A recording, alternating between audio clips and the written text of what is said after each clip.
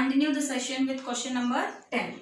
So what it states, prove that an angle between the two tangents. Where is the angle between two tangents? This angle is the angle between two tangents drawn from external point to a circle is supplementary. What is meaning of supplementary? Supplementary means when sum of two angles is 180, we call it as supplementary, and when sum of two angles is 90 degree, we call it as complementary.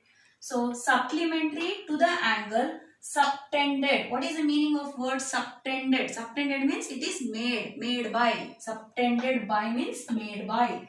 Made by the line segment joining the point of contact. Where is the line segment here? This is a line segment joining the point, means this is a point of contact, line segment joining, and this is also a line segment which is joining from the point of contact.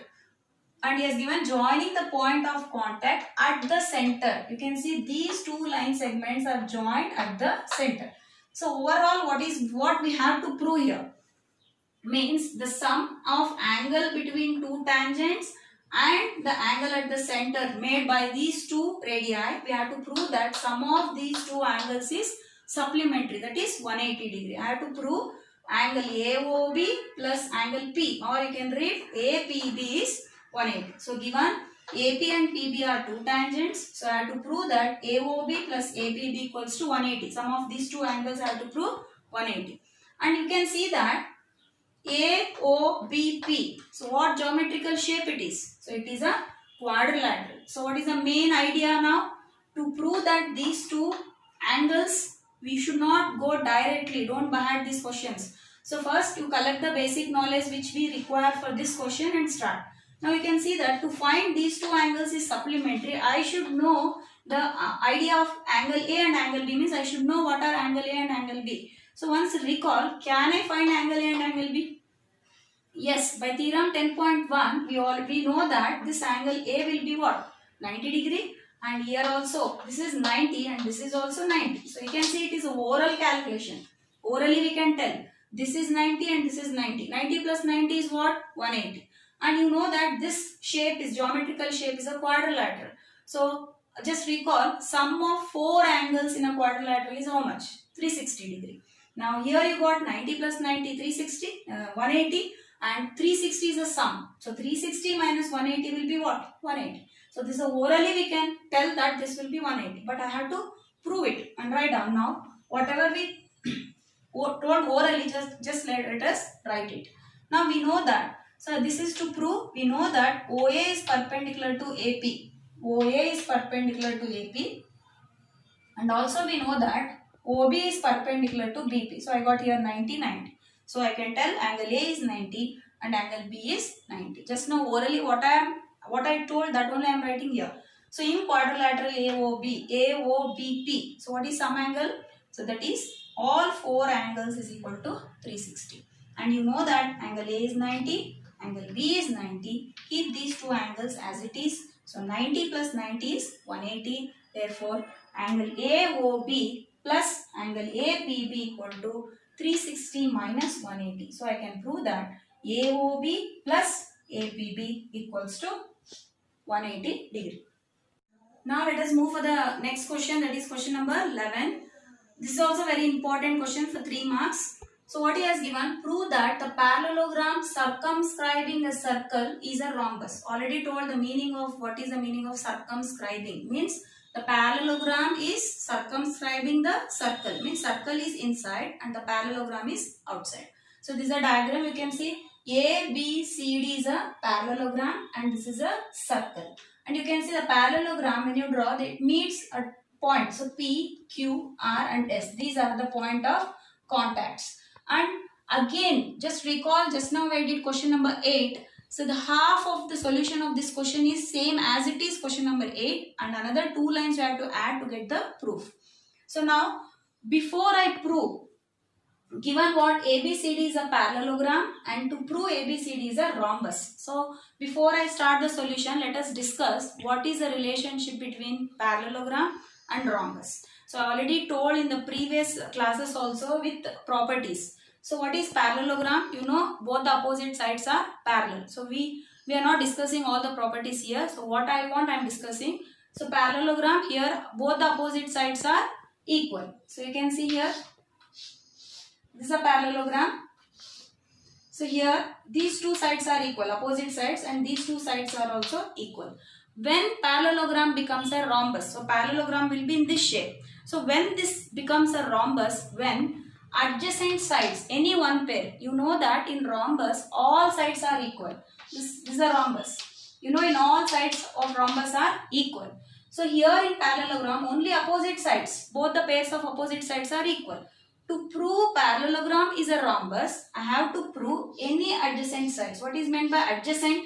The line segments having a common vertex are called adjacent sides. I can prove these two are equal, or these two, or these two. Any two. Any two, if I prove that adjacent sides are equal. Not necessary that to prove all sides are equal.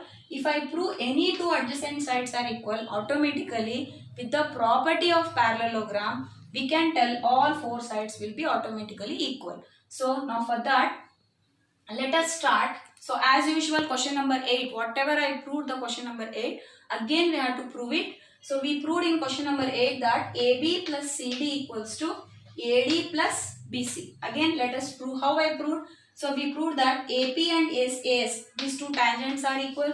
These corner tangents are equal. Here also tangents are equal, and here also two tangents are equal. So I wrote here AP equal to AS, PB equal to BQ, DR equal to DS, and CR equal to CQ. So the tangents drawn from external point are equal. Now what I have to do this? I have to add. So on adding left side separately and right side separately, you can see that AP plus PB equal to what? AB. DR plus CR is CD. AS plus DS. You can combine these two, we will get AD. And BQ plus CQ will get BC. So this is the proof of question number 8 what we did previously. So I got AB plus CD equal to AD plus BC. Now with this, how can I use and how can I show that adjacent sides are equal? Now till now I never used the given part. So one thing you remember, always we have to use the given part. So now I didn't use till now given part. So what is given here? ABCD is a parallelogram. So I have to use the property of parallelogram. So since ABCD is parallelogram, you know that AB equal to CD and AD equal to BC. Because here you can see AB is opposite to CD and AD is opposite to BC. So opposite sides are equal. Now how can I use these two? Opposite sides are equal in this. Take this as equation 1 and you can substitute here. AB is CD or CD can be written as AB. So either you make AB as CD or CD as AB. Don't change both. Any one you change among these two. So now I kept AB as it is. You can see here this AB kept as it is, and the CD. What is the CD? CD can be written as AB.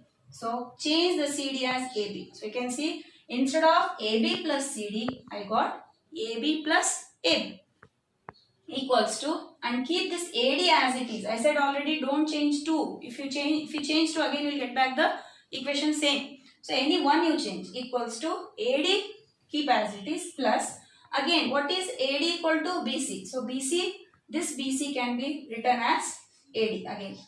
So now I got AB plus AB is what? 2AB. AD plus AD is 2AB. So 2 gets cancelled. I got AB equal to AB. So what are these AB and AD? You can see in the diagram AB and AD are adjacent sides. I already said what are adjacent sides? These two sides which have common vertex. So these AD and AB, because they have common vertex, I can tell that these two AB and AD are adjacent sides. So he has given that ABCD is a parallelogram and we proved that one pair, any one pair, you have 4 pairs here, but any one pair AB and AD we prove that their adjacent sides are equal.